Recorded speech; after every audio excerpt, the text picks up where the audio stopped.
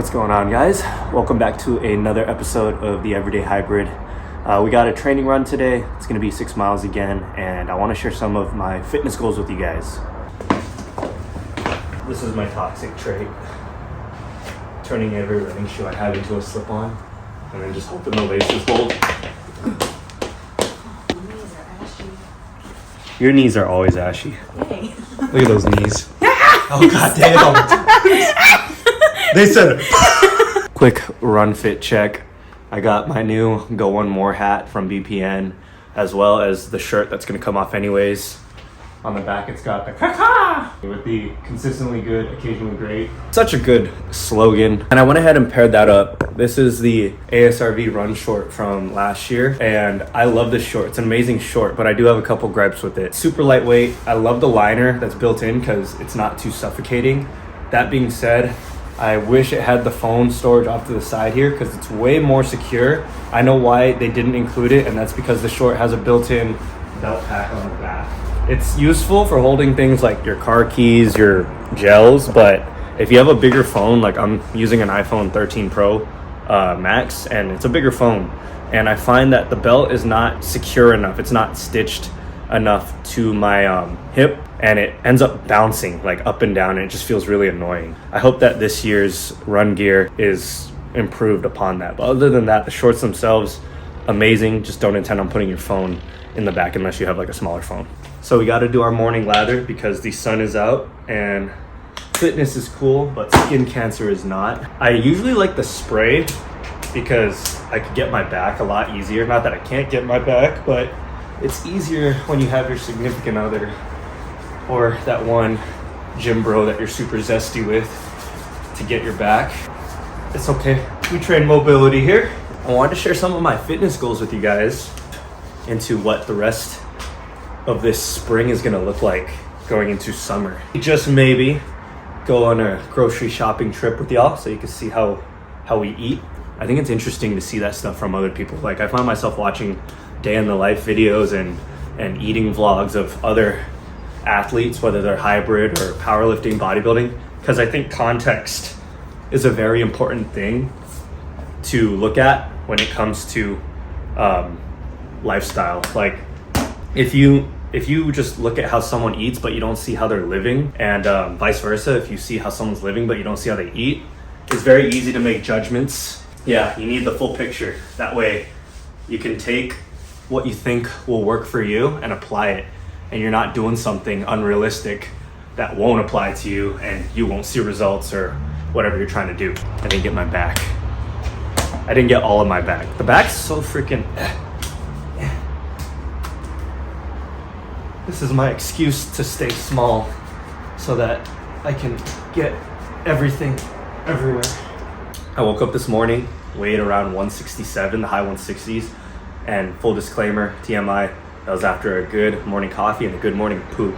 So I'm pretty sure that weight, it's usually I weigh around the 170, 175 range. So that just shows you how much your weight can fluctuate day to day. The body fat percentage on there, it said 17%. I always take that with a grain of salt because it tends to be consistent, but I know it's not accurate. Visually looking at myself and knowing my state and what I currently look at, I wouldn't say it's too far off. Maybe a little bit lower, maybe around like that 15 mark, but nonetheless, we got some work to do. So over the next couple months, I definitely want to start tapering off some of this extra baggage here. So for me, I'm just predestined to hold a lot of my body fat on the love handles / lower back area. I'm sure a lot of you guys are too, but everything else tends to look pretty good. And now we're walking the line between performance and aesthetics. So performance wise, the goal here is to just get as much extra baggage off as possible. That way when I'm racing, I feel as light and as good as possible. But aesthetics wise, summer's coming up and I want to look good, like my best, and that usually involves having a nice dialed in core. Now, I know that might trigger some people because I know that what I got going on right now, you know, some of you guys are going to say, oh, you look totally fine, why are you going to cut? I love my body, don't get me wrong. I love how it is even right now. I love it at every state. I'm very grateful for what it's capable of doing. That being said, that's just a personal preference I have. You know, I like to be leaner during the summer, and by no means do I think I'm fat. I mean, I hope you guys don't think I'm fat either, or I'm going to go cry in the corner and fucking you know, do stuff. But I hope you guys can appreciate your body at every state that it is in. This is like my this is like my maintenance body, you know. This is my feel good.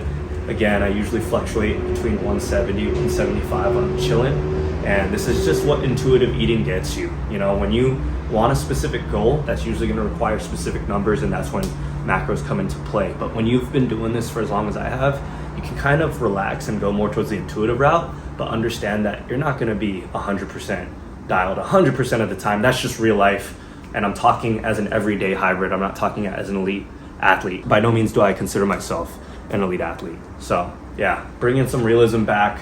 I want to dial this in. That way by summer, we look fucking awesome, and by race date, I feel as light as possible. So let's go get this running. 3, 2, 1, go. My own little obstacle course. Beginning workout. Oh, countdown? That's kind of lame.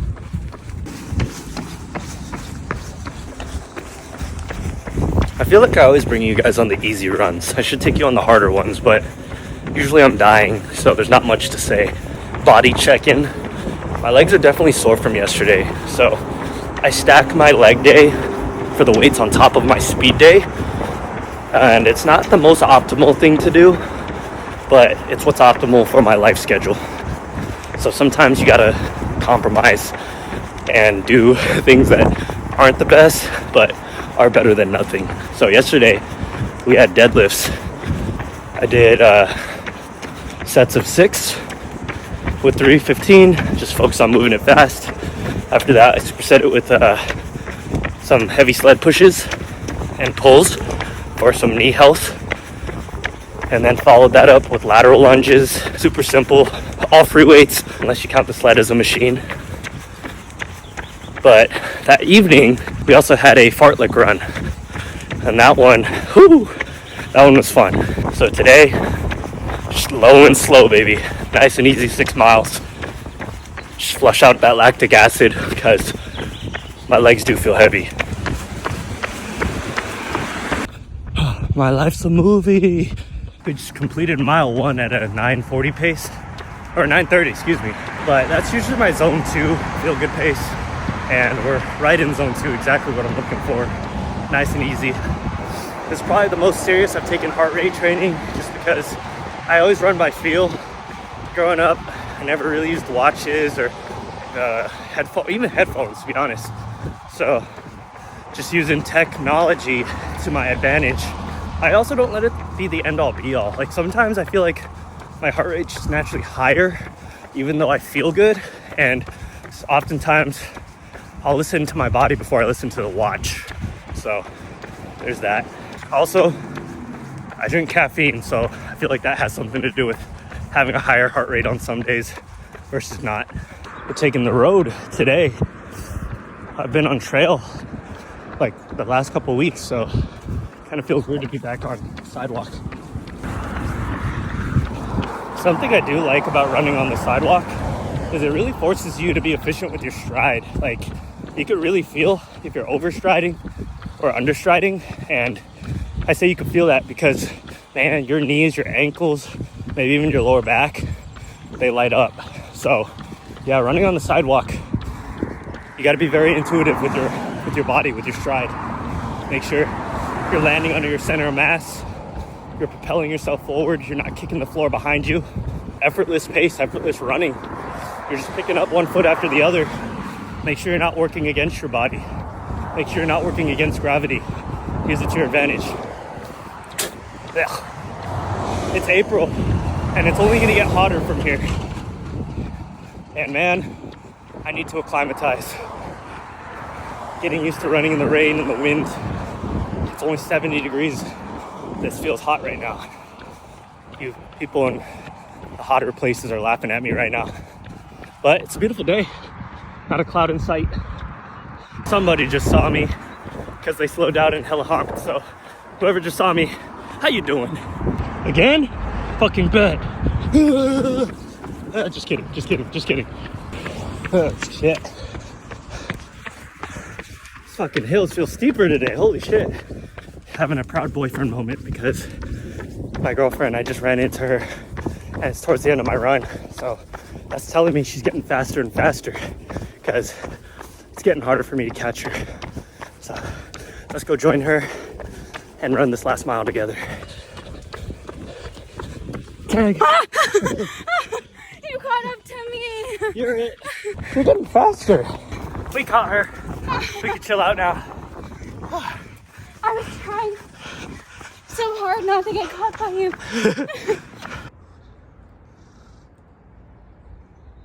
Okay, we are back. Quick run reflection. My legs felt heavy as hell, but my lungs felt great. And water never tasted so good. For real. The hills just felt steeper today. It's just one of those days. And life's not optimal, you know. Getting in my head, I'm thinking, okay, you're getting used to running on tired legs. And it's like a toughening thing, but I'm also not afraid to take it easy when I need to. Like sometimes I will walk hills. And today I didn't, but it all comes down to how much you can tolerate. And then knowing my mental limits and my physical limits, I knew that today was just one of those days like, okay, yeah, this feels like it sucks, but that's life. I'm sure the last couple miles on the marathon are gonna feel amazing too. So yeah, run is out the way. Now we're gonna do some grocery shopping because we're out of stuff. And I like to buy in bulk, so we go to Costco. I'll show you guys what we get and why. And then hopefully you can take some inspiration for yourself and then get on that grind.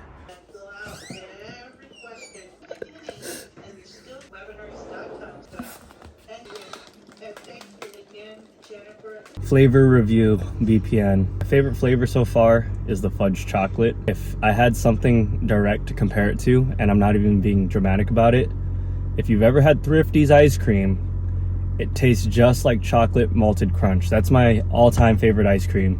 They taste exactly alike. You mix that with milk and then half a cup of water to thin it out a little bit. Chef's kiss. What do you think? What's your favorite BPN flavor so far?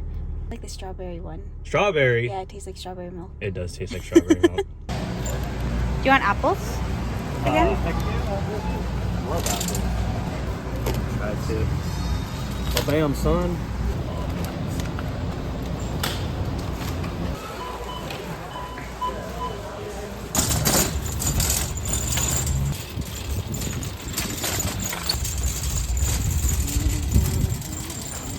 Grocery shopping, man. It looks like it hurts, and then you realize how much you save per meal versus going out to eat.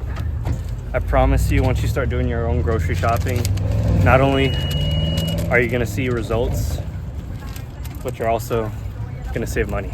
Pretty fat haul today. In total, for everything that we got, we ended up spending just over $300, like $330. But the volume of food that we got, I shop to feed a village. That's because I'm not only feeding myself, but I'm also indirectly feeding the rest of my family, because sometimes they'll join in and eat with us, and then sometimes they won't. And then that becomes our meal prep for the next day. I live a perfectly imperfect life, guys. But that's the beauty in it. You gotta make it work.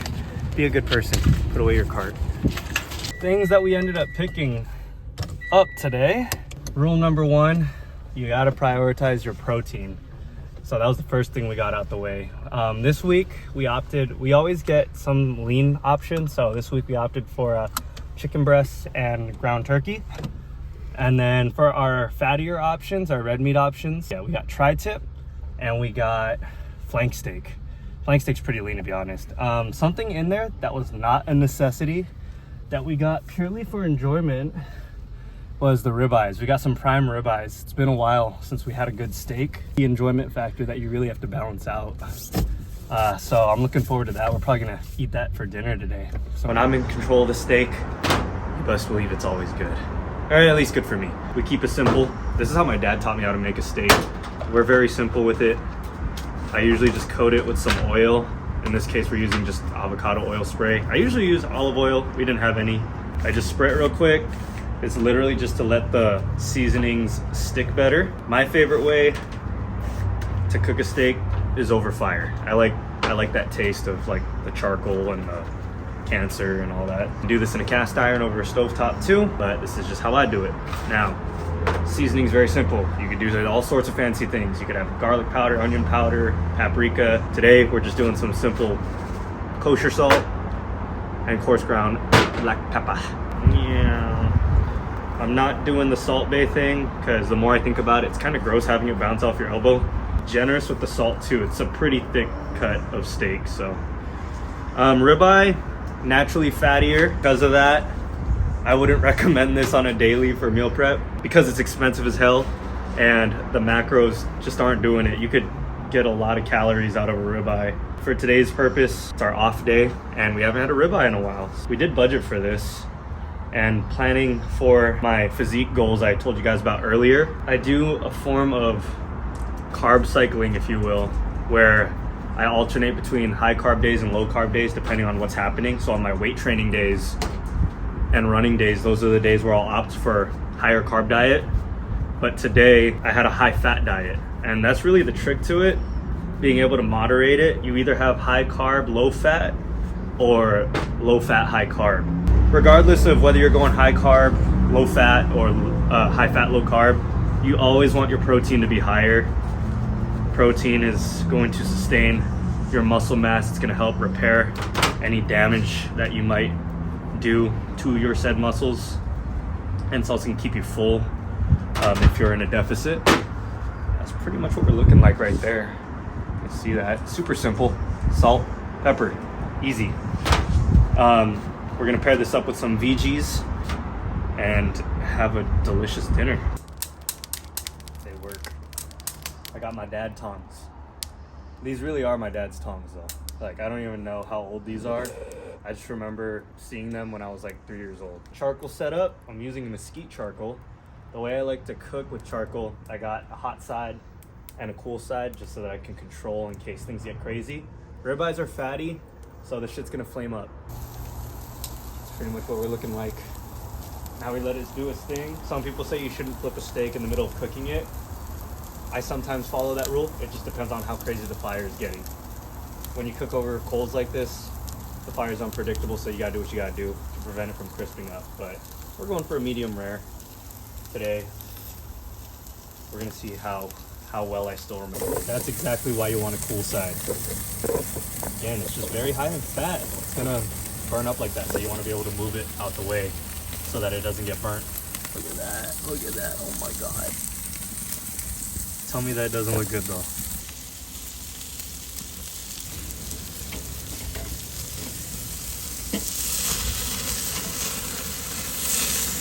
What if I drop this?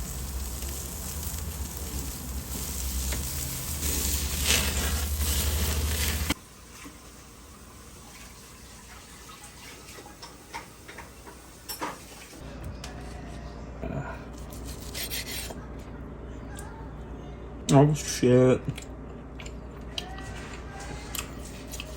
Maverick's like, what's going on there, Dad? That was the fastest I've seen Maverick get up. That was pretty fast.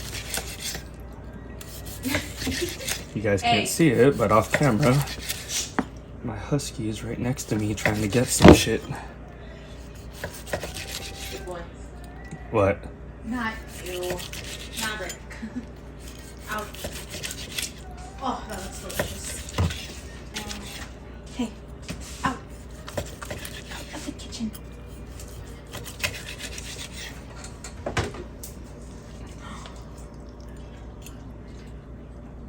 Yeah, a little bit more medium well. That's okay. How does it taste though? Oh yeah.